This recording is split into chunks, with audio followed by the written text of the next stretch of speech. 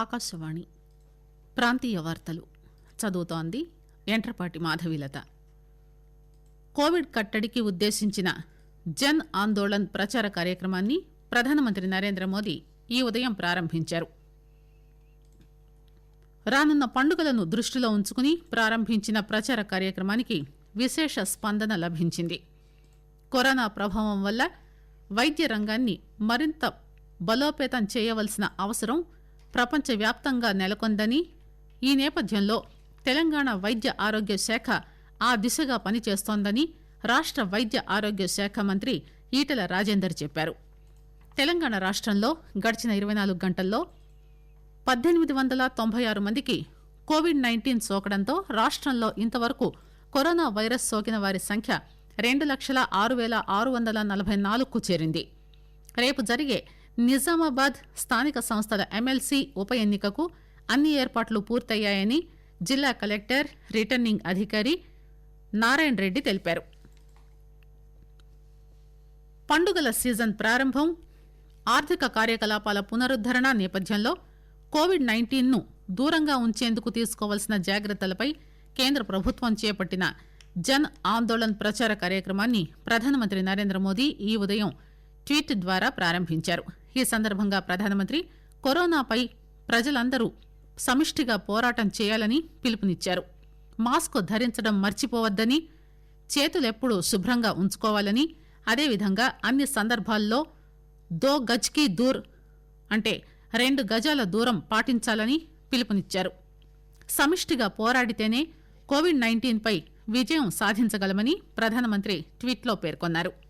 కాగా ప్రధానమంత్రి ప్రారంభించిన జన్ ఆందోళన్ కార్యక్రమం పట్ల ప్రజల నుంచి విశేష సానుకూల స్పందన లభించింది.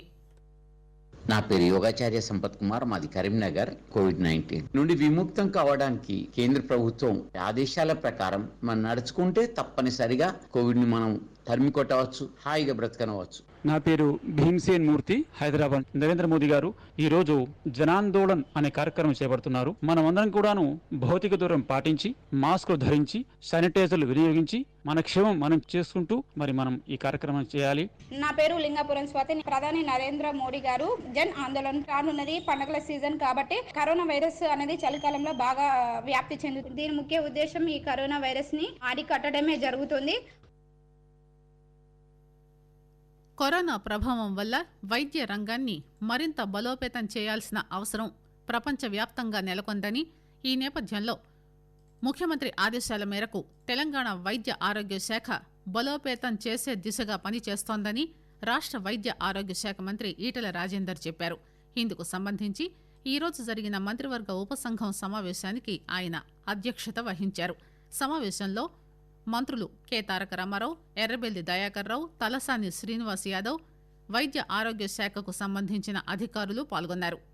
ఈ సందర్భంగా మంత్రి కోవిడ్ సందర్భంగా పనిచేసిన వైద్య ఆరోగ్య శాఖ సిబ్బందికి పేరు పేరున ధన్యవాదాలు తెలిపారు. కాగా మంత్రి తారక రామారావు గత 6 నెలలుగా వైద్య ఆరోగ్య శాఖ అద్భుతమైన పని చేసిందని అన్నారు.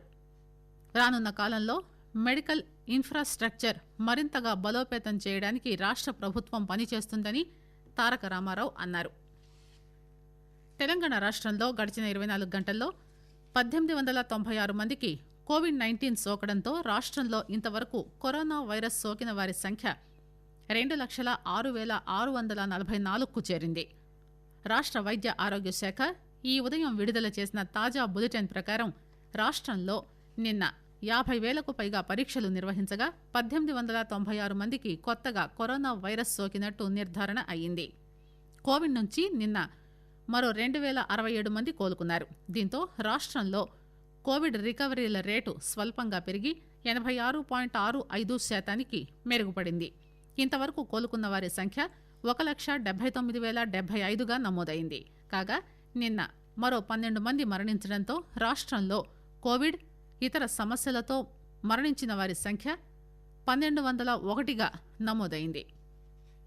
రేపు నిర్వహించే ఉమ్మడి నిజామాబాద్ జిల్లా స్థానిక సంస్థల ఎమ్మెల్సీ ఉప ఎన్నికలకు సంబంధించి అన్ని ఏర్పాట్లు పూర్తి చేయడం జరిగిందని జిల్లా కలెక్టర్, జిల్లా ఎన్నికల రిటర్నింగ్ అధికారి సి నారాయణ రెడ్డి చెప్పారు. ఎమ్మెల్సీ ఎలక్షన్ సంబంధించి మనకు కామారెడ్డి ప్లస్ నిజామాబాద్ జిల్లాలో 50 పోలింగ్ స్టేషన్ ఏర్పాటు చేసుకోవడం జరిగింది. ఈ 50లో 820 మంది ఓటర్లు తమకు ఓటు హక్కును వినియోగించుకునే అవకాశం ఉంది. సో వారికి అన్ని రకాలుగా ఎలక్షన్ కమిషన్ యొక్క నామ్స్, కోవిడ్ ప్రోటోకాల్స్ పాటిస్తూ ఓటింగ్ లో పాల్గొనే విధంగా యంత్రాంగం అంతా అన్ని రకాల ఏర్పాట్లు పూర్తి చేయడం జరిగింది. ఆకాశవాణి ప్రాంతీయ వార్తలు వింటున్నారు.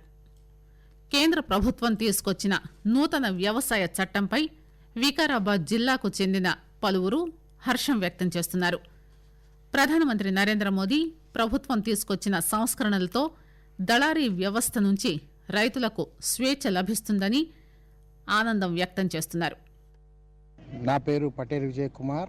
రైతు తన ఇష్టం వచ్చిన వారికి ఇష్టం వచ్చిన రేట్లో ప్రభుత్వం నిర్ణయించిన కనీస మద్దతు ధర కన్నా పైననే తీసుకోవాలనే వ్యాపారస్తులకు ఏదైతే కండిషన్ పెట్టిందో అది చాలా మంచిది.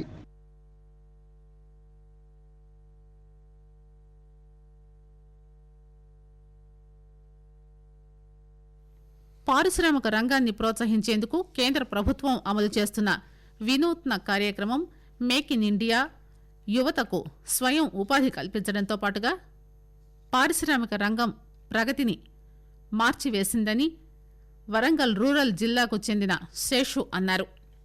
నేను డాక్టర్ తిరునహర్ శేషు, కాకతీయ యూనివర్సిటీ. భారత ప్రధానమంత్రి నరేంద్ర మోడీ ఒక వినూత్నమైనటువంటి ప్రోగ్రామ్ గా మేక్ ఇన్ ఇండియా అనేటటువంటి ప్రోగ్రామ్ ని తీసుకురావడం జరిగింది. ఈ ప్రోగ్రామ్ యొక్క ప్రధాన ఉద్దేశము ఈ దేశంలో తయారీ రంగాన్ని అభివృద్ధి చేయటము, పెట్టుబడులను పెంచటము, స్కిల్ డెవలప్మెంట్ ని ఎన్హాన్స్ చేయటము, అదేవిధంగా ఓల్డ్ క్లాస్ ఇన్ఫ్రాస్ట్రక్చర్ ని డెవలప్ చేయాలనేటటువంటి ఉద్దేశంతో ఈ ప్రోగ్రామ్ ని తీసుకోవటం జరిగింది.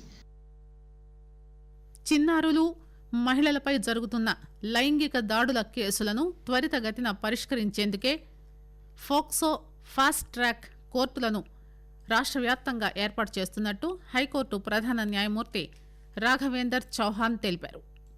షాద్నగర్లో ఫాస్ట్ ట్రాక్ కోర్టును ప్రధాన న్యాయమూర్తి ఆన్లైన్లో ప్రారంభించి మాట్లాడారు. అన్ని రాష్ట్రాలు కూడా కోర్టుల ఏర్పాటుపై దృష్టిని సారిస్తున్నాయని తెలియజేశారు. కోవిడ్ కారణంగా కేసుల పరిష్కారంలో జాప్యం జరుగుతోంది. ఆంధ్రప్రదేశ్ ప్రభుత్వం ఎంతో ప్రతిష్టాత్మకంగా భావిస్తున్న జగనన్న విద్యా కానుక కార్యక్రమం కొద్దిసేపటి క్రితం ప్రారంభమైంది. విజయవాడలోని పెనమలూరు నియోజకవర్గంలోని పునాదిపాడులో ఈ కార్యక్రమాన్ని సీఎం వైఎస్ జగన్మోహన్ రెడ్డి ప్రారంభించారు. ఈ సందర్భంగా హైస్కూల్లో నాడు నేడు పనులను జగన్ పరిశీలించారు. అనంతరం విద్యార్థులతో కాసేపు ఆయన ముచ్చటించారు. రాష్ట్ర వ్యాప్తంగా 43 లక్షల మంది విద్యార్థులకు పైగా కిట్లను పంపిణీ చేయనున్నారు.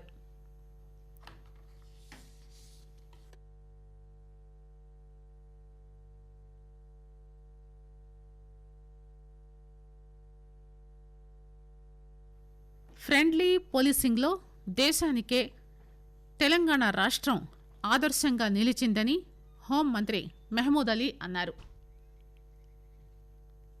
ఈరోజు యూసఫ్గూడలోని పోలీస్ బెటాలియన్లో జరిగిన స్టైఫండరీ కానిస్టేబుళ్ల పాసింగ్ అవుట్ పెరేడ్ కార్యక్రమంలో హోంమంత్రి పాల్గొన్నారు.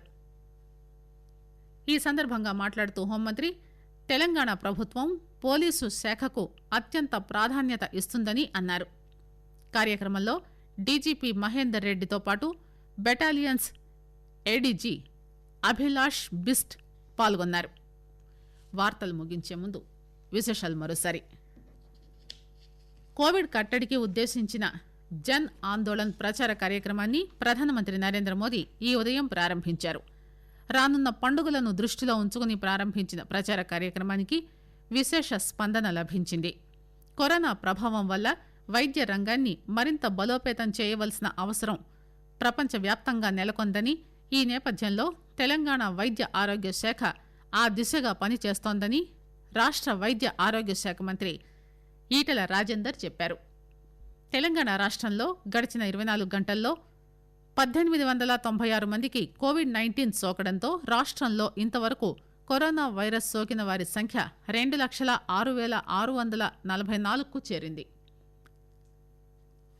ఆకాశవాణి ప్రాంతీయ వార్తలు ఇంతటితో సమాప్తం.